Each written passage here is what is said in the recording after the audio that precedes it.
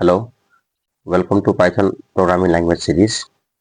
आजको हाम्रो नयाँ टपिक हो बिटवाइज अपरेटर्स इन पाइथन। हामीले लास्ट भिडियोमा पढेको हो लजिकल अपरेटर र जे काम लजिकल अपरेटरले गर्छ एक्ज्याक्टली सेम काम हाम्रो बिटवाइज अपरेटरले गर्छ।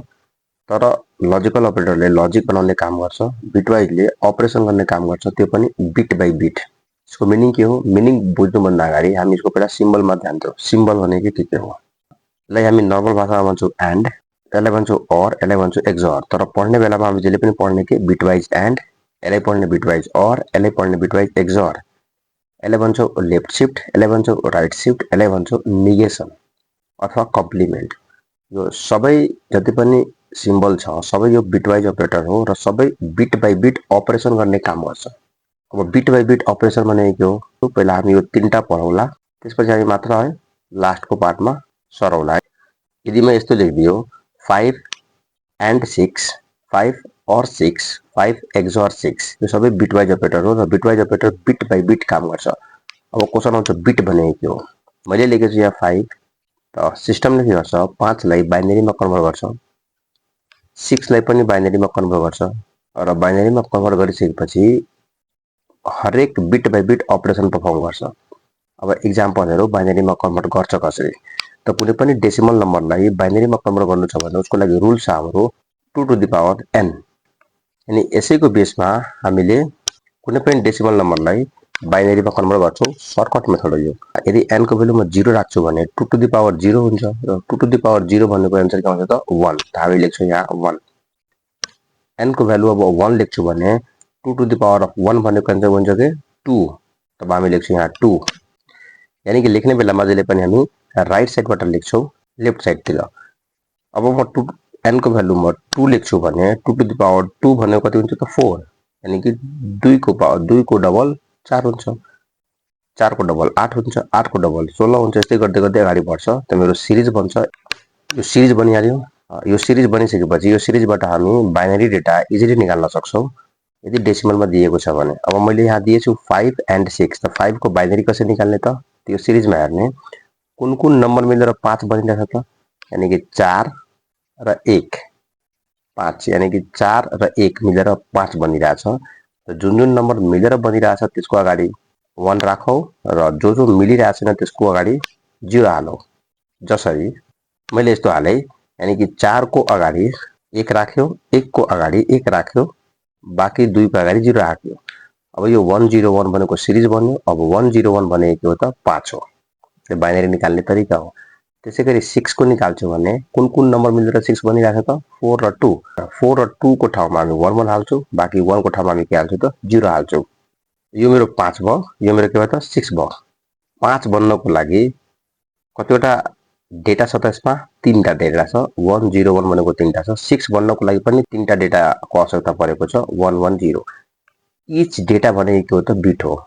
0 पनि बिट हो बाइनरीमा, 1 पनि बिट हो। यसको मतलब 5 बन्नको लागि 3 बिटको स्पेस चाहियो मेमोरीमा मिनिमम। त्यसैगरी 6 बन्नको लागि मिनिमम 3 बिटको स्पेस चाहियो मेमोरीमा।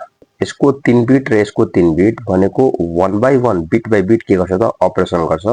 कुन अपरेसन त? And operation. हामीले थाहै छ लजिकल अपरेटर पढ्दाखेरि पढे थियो हामीले एन्ड अपरेसनको ट्रुथ टेबल भन्ने के हो। फेरि म यहाँ लेखिदिरहेको छु। यो ट्रुथ टेबल मैले डिफाइन गरेको छु। यहाँ यदि फर्स्ट अपरेन्ड 0 छ, सेकेन्ड अपरेन्ड पनि 0 छ भने ओभरअल रिजल्ट मेरो एन्डमा के आउँछ त 0 आउँछ। सबैको 0 आयो। 1 भनेको कुन बेला आउँछ त? यदि दुवै मेरो 1 छ भने मात्र 1 आउँछ, बाँकी सबैमा के आउँछ त 0 आउँछ। यो एन्डको केस भयो। यहाँ लेखिदिएछु मैले 101 भनेको 5 हो, 110 भनेको 6 हो। यो दुवै बिचमा अब गर्ने के त एन्ड अपरेसन गर्ने। त भन त यो 1 छ र यो 0 छ, त 1 र 0 मा एन्ड अपरेसन के हुन्छ त 0 हुन्छ। त्यहाँ 0 लेखेर आउँछ। फेरि 1 र 0 मा के हुन्छ त हाम्रो फेरि 0 हुन्छ। फेरि यहाँ 1 र 1 मा के हुन्छ त हाम्रो 1 हुन्छ।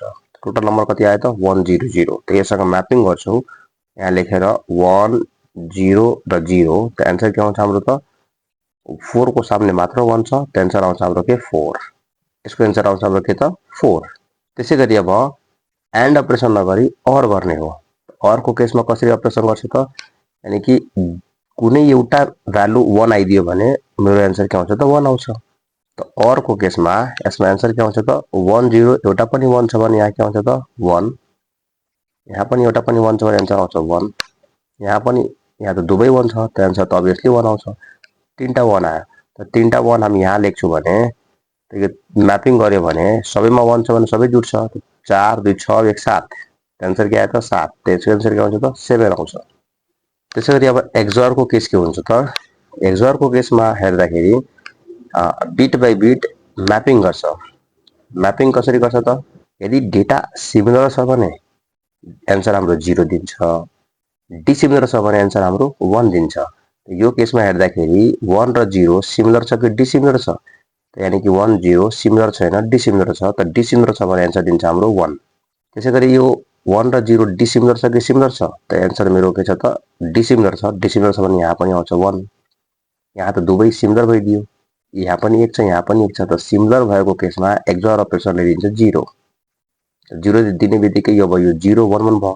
0 1 1 लाई यो सिरिजमा म्यापिङ गर्यो भने हामी लेख्छौँ 0 1 र 1 त 1 1 कसको अगाडि छ त 2 र 1 को अगाडि छ, 4 को अगाडि त 0 छ त 2 र 1 जुटेर के हुन्छ त 3, त्यसको आन्सर आउँछ कि हाम्रो 3। यानी कि बिटवाइज एन्ड, बिटवाइज अर र बिटवाइज एक्सओआर अपरेसन त गर्यो तर कसरी गर्यो त बिट बाइ बिट गर्यो। Exactly same and same or गर्यो लजिक जस्तै, तर त्यो लजिकले लजिक बनाउने काम गर्छ ट्रु फल्समा।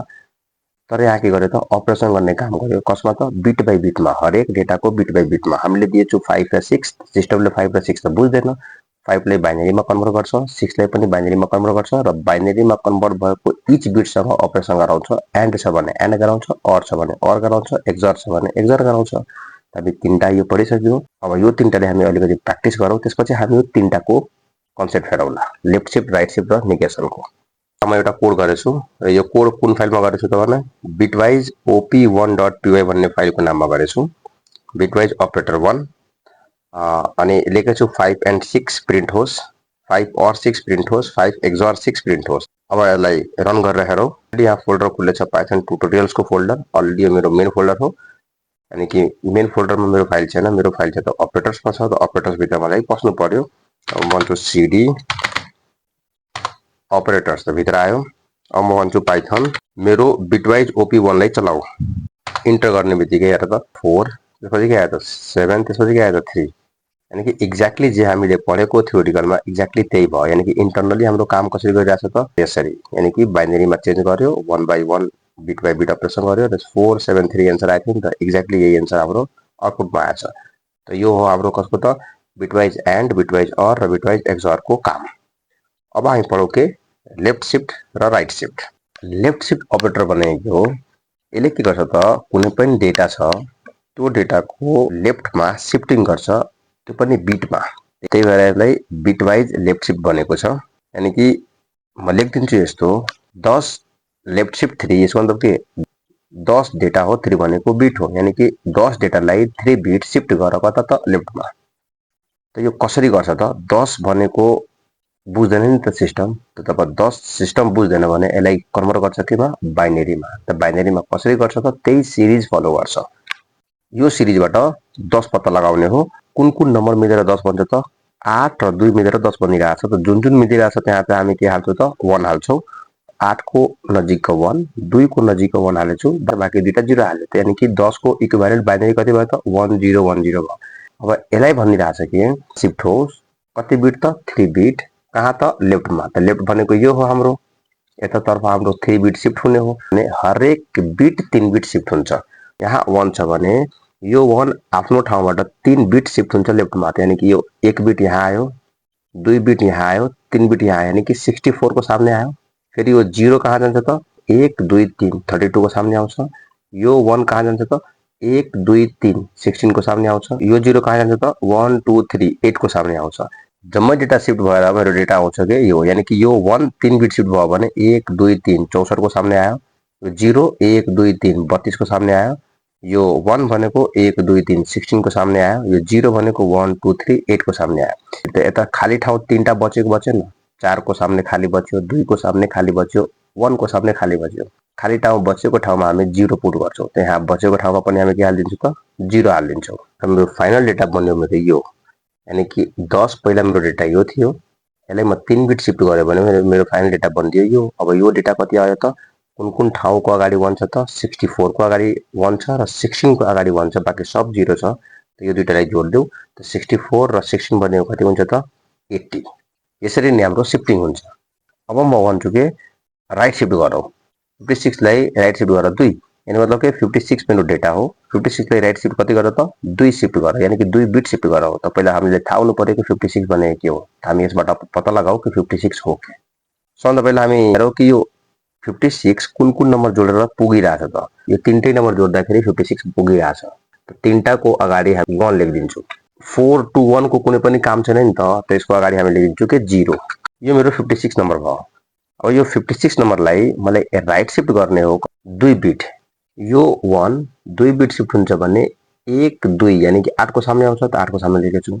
यो 1 आफ्नो ठाउँबाट 2 बिट शिफ्ट हुन्छ भने 1 2 4 को सामने आउँछ त 4 को सामने आयो।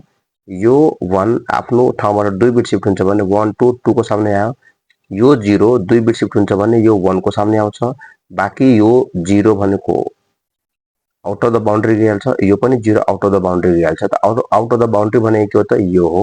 हाम्रो बाउन्ड्री भयो किनभने नम्बरिङ नै स्टार्ट भएछ यहीँबाट। यता यो 1 भन्दा पछाडि त नम्बरै छैन, अगाडि सबै नम्बर छ। यदि बाउन्ड्री भन्दा बाहिर गयो भने यसलाई हामी कन्सिडर गर्दैनौँ है। यो के भने बाहिर गयो, नम्बरिङ त मेरो यहीँसम्म छ। त यहाँ अब मेरो दुईटा डेटा मेरो के भयो त खाली भयो। त खाली ठाउँमा हामी के राख्छु त 0 हाल्छौँ। अब 0 हालिदियो भने मेरो फाइनल डेटा मेरो भनेको यो यति पुग्यो। यति पुग्यो भने अब यसमा भन त कुन ठाउँमा 1 छ त 8 को सामने 1 छ त 8 भयो। 4 को सामने 1 छ भने 4 भयो, 8 4 12 र 2 को सामने 1 छ भने 1 भयो 13, यानी कि यसको एन्सर आउँछ हाम्रो के 13 भनेको 13। अब दुवैको प्र्याक्टिस गरौँ। यतिकै एन्सर आयो कि आएन, बिहाइन्ड द सिन हाम्रो यतिकै काम गर्छ। अघिकै गरेको कोडमा मैले दुईटा प्रिन्ट यसमा हालिदियो। यो एन्सरको सँगसँगै बाँकी यो एन्सर पनि मेरो आउँछ।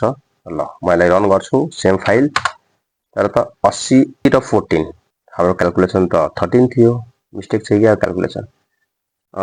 8 को सामने 1 छ भने 1, 4 भनेको 12 र 2 को सामने छ भने 14 हो। 14 आउँछ, यहाँ क्याल्कुलेसन मिस्टेक छ। यहाँ हाम्रो के हुनु पर्यो त 14 हुनु पर्यो र 14 नै आएछ हाम्रो। त 14 आएछ नि त। त यसरी नै हाम्रो के हुन्छ त बिहाइन्ड द सिन शिफ्टिङ हुन्छ।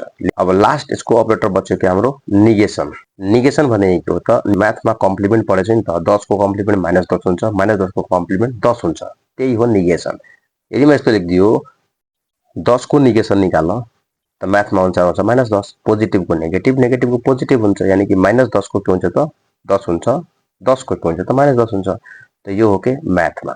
यदि म यसैलाई भन्छु कि प्रोग्रामिङमा निकाल भनेको त्यसको एन्सर आउँछ बेग्लै, 10 आउँदैन। त यो भनेको गलत भयो प्रोग्रामिङमा। अब यो प्रोग्रामिङमा किन गलत भयो, म्याथमेटिक्समा किन भ्यालिड भयो त यसको बारेमा बुझौँ हामीले। 10 को हामी बाइनरी निकाल्छौँ भने 10 को बाइनरी डेटा के हो त हाम्रो 1010 हो। यदि 1010 हामी 10 मानिदियो भने अनि त्यो अनुसारको निगेसन निकाल्यो भने हाम्रो यो एरर भइदिन्छ। ट्याक्टिकली ठिक छ तर 100% ठिक छैन, किनभने 10 भनेको हाम्रो के हो त इन्टिजर हो र पाइथनमा इन्टिजरको साइज भनेको 4 बाइट हुन्छ। 1 byte is equal to 8 bit हुन्छ। इन्टिजरको साइज कति हुन्छ त हाम्रो 4 बाइट हुन्छ। उसको हिसाबले उसको साइज कति भयो त 32 बिट भयो।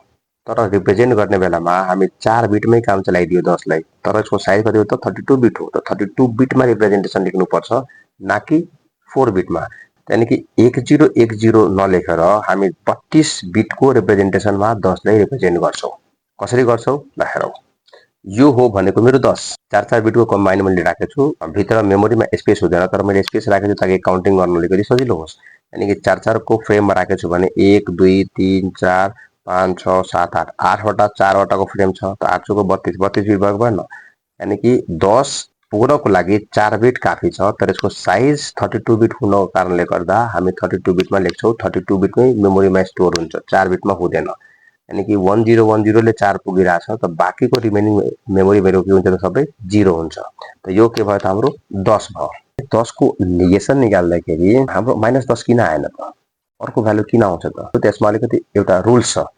रुल्स के हो त्यो रुल्सको बारेमा अलिकति हेरौँ। In case of positive number, यदि नम्बर मेरो पोजिटिभ छ भने फाइन्ड द वन्स कम्प्लिमेन्ट, हामी त्यो नम्बरको वन्स कम्प्लिमेन्ट निकाल्छौँ र चेक गर्छौँ if the most significant value, most significant value भनेको त एमएसबी म बताउँछु, is negative that is 1 negative भनेकै 1 हो then find its two's complement meaning भन्न के खोजिरहेको छ त यदि पोजिटिभ नम्बर छ भने पोजिटिभ नम्बरमा हामी सबभन्दा पहिला उसको वन्स कम्प्लिमेन्ट निकाल्छौँ त्यसपछि वन्स कम्प्लिमेन्ट निकालिसकेपछि हामी पत्ता लगाउँछौँ कि उसको मोस्ट सिग्निफिकेन्ट डिजिट भनेको 1 छ कि छैन यदि 1 छ भने उसैको टुज कम्प्लिमेन्ट निकाल्छौँ र हाम्रो एन्सर आइहाल्छ यो भयो कि in case of positive number in case of negative number store नै हुन्छ टुज कम्प्लिमेन्टमा यहाँ लेखेको छ र त्यो टुज कम्प्लिमेन्टको वन्स कम्प्लिमेन्ट निकालिदियो भने हाम्रो एन्सर आइहाल्छ त पहिला हामी पोजिटिभको कुरा गरौँ किनभने हामी 10 को काम गरिरहेको छौँ 10 भनेको पोजिटिभ हो कि नेगेटिभ हो 10 भनेको पोजिटिभ हो त्यसको नेगेसन निकाल्दाखेरि सबभन्दा पहिला हामी के निकाल्ने त 10 को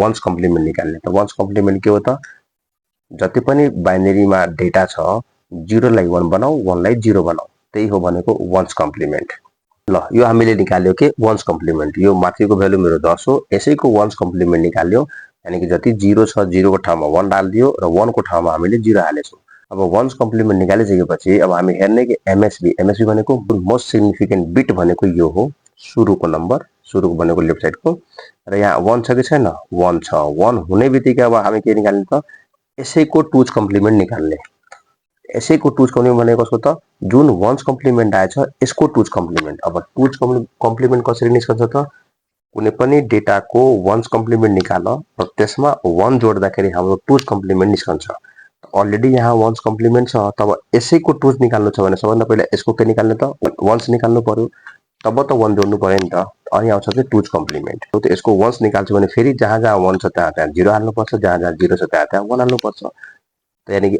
अल्टिमेटली मेरो नम्बर यही पुग्छ यही आएर बन्छ वन्स कम्प्लिमेन्ट निकाल्यो त यो त अटोमेटिकली 10 को वन्स हो र वन्स को फेरि वन्स निकाल्यो अब यसमा 1 जोड्यो भने हामी के निकाल्छ त टुज कम्प्लिमेन्ट निस्कन्छ ध्यान दिएर हेर है जहाँ जहाँ 0 थियो त्यहाँ त्यहाँ 1 बनायो तर यो 1 छ भने यहाँ 1 नै राखेछु यहाँ 1 किन राखेछौ मोस्ट सिग्निफिकेन्ट भ्यालु कुनै पनि बाइनरीको यदि 1 आइदियो भने त्यसले नेगेटिभ बुझ्छौ त्यहाँ 1 आउने बित्तिकै हामी जाँच्नको लागि लेखेछौ 1 हुन्छ त यहाँ 0 नै तर 1 लेखेछु ताकि पछि गएर थाहा होस् कि हामीले नेगेटिभ नम्बरको निकालेको यानी कि अब मेरो नम्बर के भइदियो त नेगेटिभ भइदियो जस्ट टु डिनोट यो हामीले निकालिरहेको छौँ भने यो नेगेटिभ नम्बरको निकालिरहेको छौँ अब यसमा हामी के जोड्ने त 1 जोड्ने 1 र 0 मा बाइनरी एडिसन हुन्छ भने एन्सर आउँछ हाम्रो 1 त हामी यहाँ लेख्छौँ 1 र बाँकी नम्बर छैन भने एज इट इज जे छ त्यही लेखिदिन्छौँ हाम्रो फाइनल एन्सर आउँछ यो त 1 0 मा 1 आयो बाँकी जति छ त्यति नै लेखियो एज इट इज